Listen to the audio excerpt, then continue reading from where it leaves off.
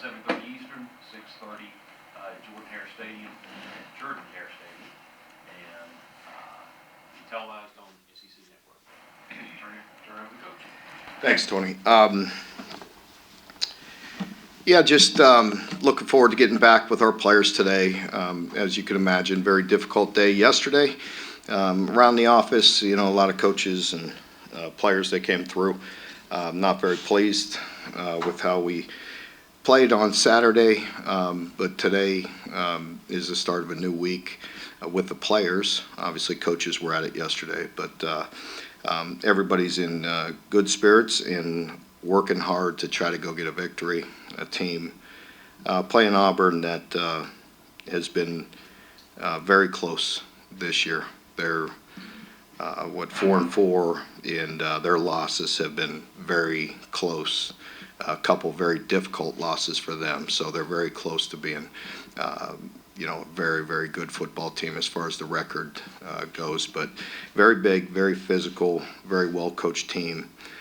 Defensively extremely impressive. DJ Durkin, their defensive coordinator, known DJ for a long time. He's a Youngstown guy, does a great job. Very big, very physical, very aggressive. Offensively, they have, again, great size, great running back. Playing two quarterbacks right now, so we'll have to be prepared for both. And elite athletes over there. So, again, another difficult challenge, but we're excited about it. Mark, when you were so close against Texas and lost in heartbreaking fashion, and Saturday was not particularly close, is there any fear about guys letting go of the rope or letting them spiral, or was it something else? No, I really don't. These guys have had a very strong mindset, and their attitude has been right the entire time. It is difficult. I mean, let's be honest. I mean, the guys have worked very hard, and that's why we're all disappointed, one way or another. And, a loss is a loss, and it doesn't feel good. And your pride gets bruised and hurt, and you get battered up as the year goes on. But you have to pick yourself back up. You have to have a strong attitude and a mindset, and you have to embrace the process, the week and how you go about it, and engulf yourself in that and the preparation. And then, as a coach, I know that makes you feel a heck of a lot better. Mark, can you talk a little about your offense, even without Seth McGowan? I thought it took another big step forward. Yeah, I thought, offensively, we're definitely making some strides. The turnovers are always an issue. You can't do that. But very impressed. I thought we had very good balance, without Seth. JP stepped up in both in the run game and the pass game. Cutter took another step forward. I thought it was unfortunate on the tip, with the pick. Tip passes are going to happen. Went right back to him. So, but he's very resilient, picked himself right back up, went back out there and battled the entire game. I love the toughness that he's shown. I love the presence in the pocket. He's also thrown it on the move very efficiently. So we're definitely, I think, as I said post-game, I feel like with Cutter, with the way he's playing, he's elevating people around him. Schematically, how much did you guys think you needed to change on offense when Cutter took the job, maybe especially those 5 weeks? I think it's just, making sure we're doing things to help them, have some success and get started. So we always look at everything, during those bye weeks. And, interestingly enough, I was just talking with the defense staff about that this morning as we were in there. Sometimes you do things all off season, and, whether it's, fundamentals or techniques and all those things and what you're doing. And, and then it kind of always comes back around, So, for us, there's many different ways we could do things defensively, but ultimately it's about putting your players in a position to be successful where they could fundamentally do it. And offensively, not much different. There's a lot of eye candy, a lot of presentation, but what are we doing well? And, how do we exploit that? How do we build on that? Well, obviously, Tennessee is different schematically than Auburn is, but Auburn has some really talented wide receivers. So what's the message to the secondary after struggling so much last week? Yeah, I mean, it's always, I mean, you just got to look at, what happened and why did it happen and how do we, perform better. I mean, you've seen that before, earlier in the year with with quick game, turning into explosive plays, and kind of had some games where that got cleaned up. And then, this one where they're just running by us. I mean, it is different, but yeah, you could very easily see that each and every week. It hasn't always been a problem for us. So we just got to get back to, how we play, make sure we're playing effectively. You got to look at things schematically. We are injured, at that position. And so, can we do the things we're asking them to do? And, look at some things that way that could help them as well. Mark, obviously that Tennessee touchdown right before halftime hurt. I think Kentucky's given up 31 points in the last 4 minutes of the first half this season. Is there any rhyme or reason to why that happens? I can't put any one reason on it. We've played, 2-minute situations well before.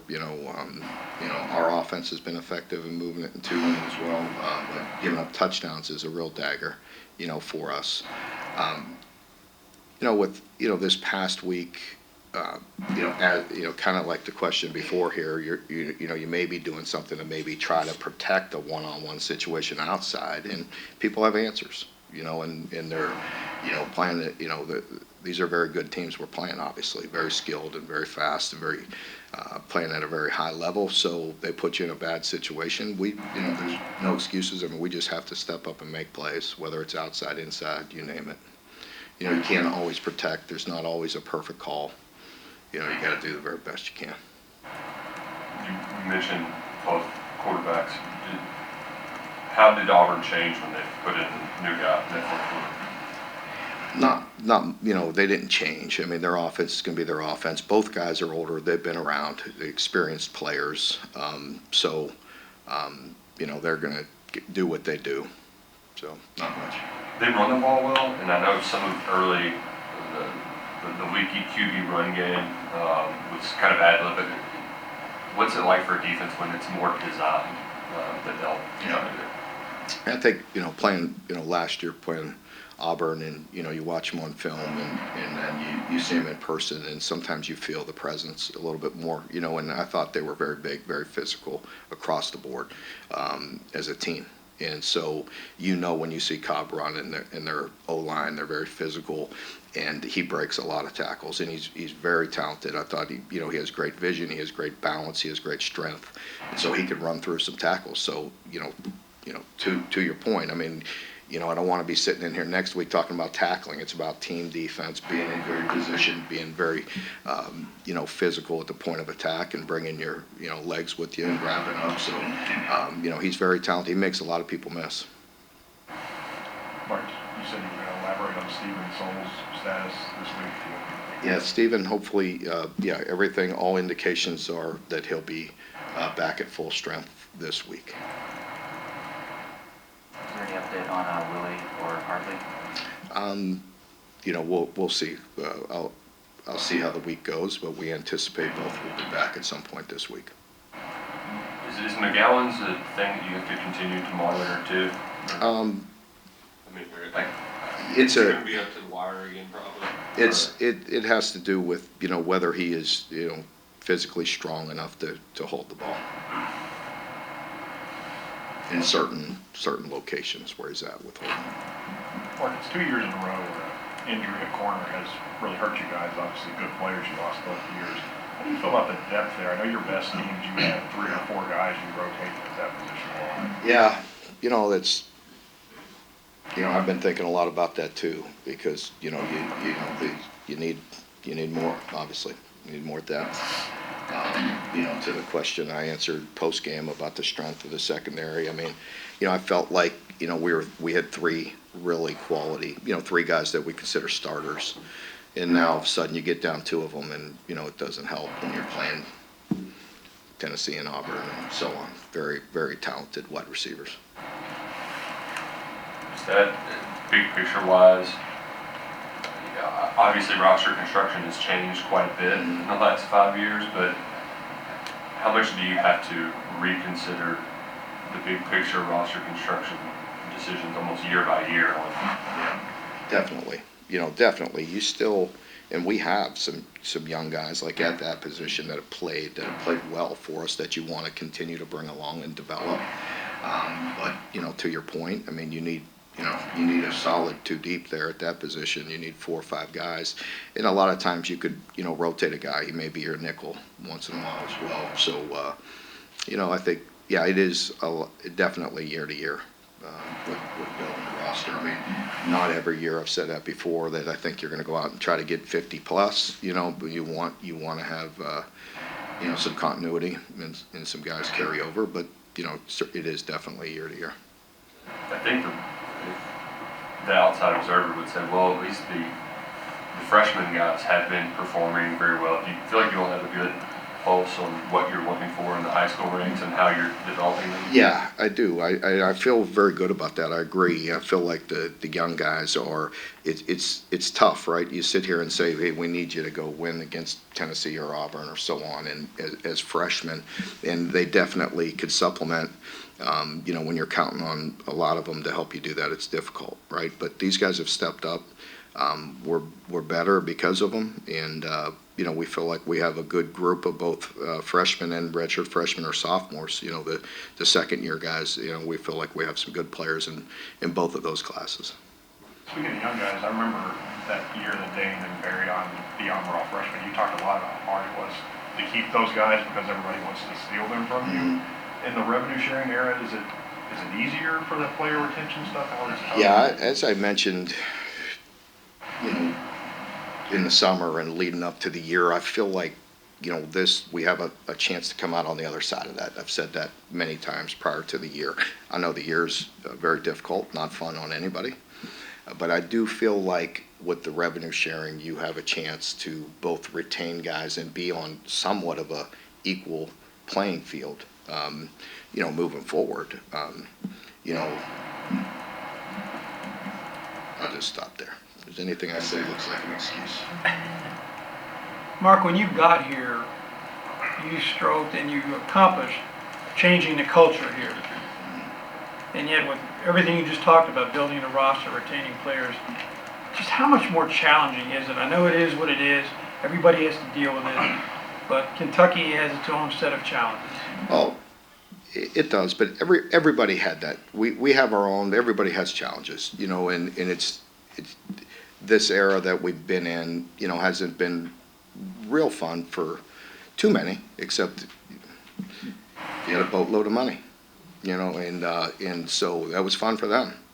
I think everybody's talked about it. We beat a dead horse on that, with transfer portal and completely wide open NIL with no salary cap, as much money as you have. I mean, I don't think anybody likes that. And again, unless you're 5-6 schools that have as much as they want. So I think, coming out on the other side of that with, somewhat of a cap, if we can make sure, we're enforcing some of these rules on NIL and let the players earn what they can earn authentically and organically, and then the rest of it, be somewhat of a level playing field. I think we're all looking forward to that. How do you feel you did in terms of what budget you had this year, distributing that the way? Yeah, I think you can see, I hope you can, and everybody can see, we are most definitely better in certain areas. I understand we're not complete, and you look at our record, and I'm not naive to that, but we are definitely better in making strides, and it definitely helped. So we're far better, even though the record may not indicate that, but you see the progress, you see the young guys, and so we did as good as we could, and definitely.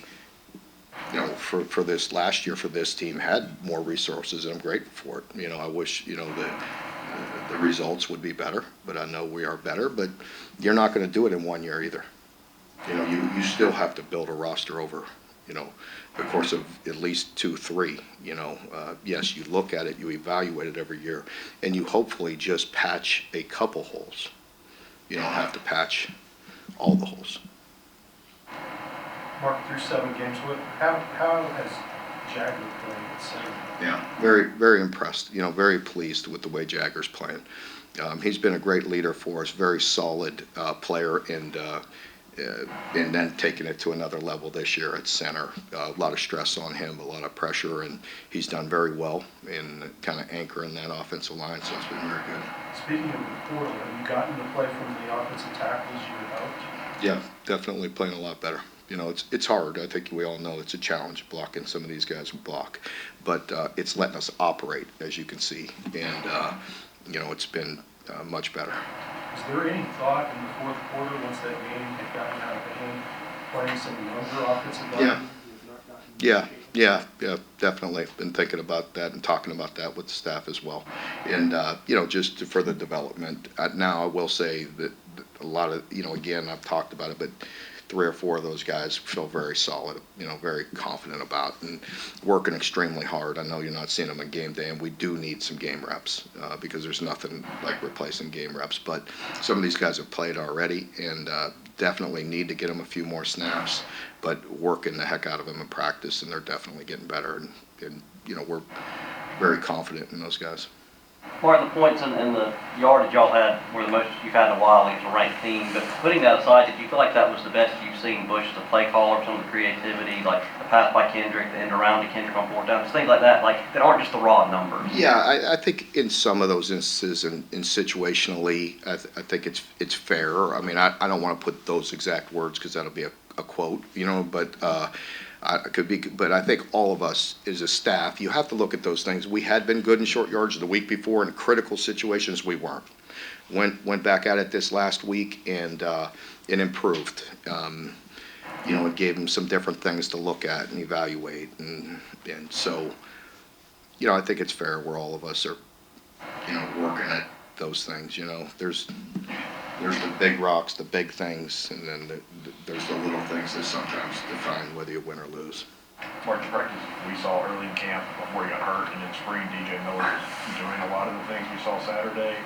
Did you expect him, once he got healthy and ready, to just kind of pick up where he has so far? Well, I think it's a process, you know, with DJ, you know, when you have injuries, as I mentioned a couple times, and you come back, and sometimes players, like, he has a very calm, cool demeanor about him, you know, again, like, you know, Cutter's very much like that. I mean, Cutter's gets, you know, competitive and emotional, which is great, you know, but he's generally very, very even and very cool, you know, and DJ, you know, the same way. And like when you're coming back from injury, maybe you're trying to learn all the nuances of new wrinkles, and it's not day 1, day 2, day 3 install anymore. When you get in season, there's a lot of wrinkles, and as a young guy, you have to be able to pick all those things up.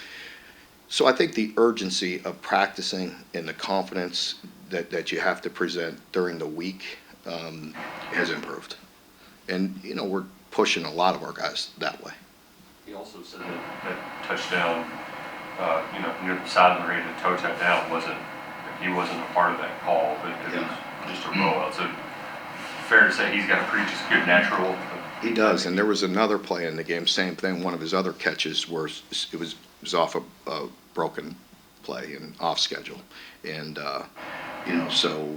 You know, when you're running fast and working hard, you know, the ball will find you. And that's what happened to him, you know, this past week.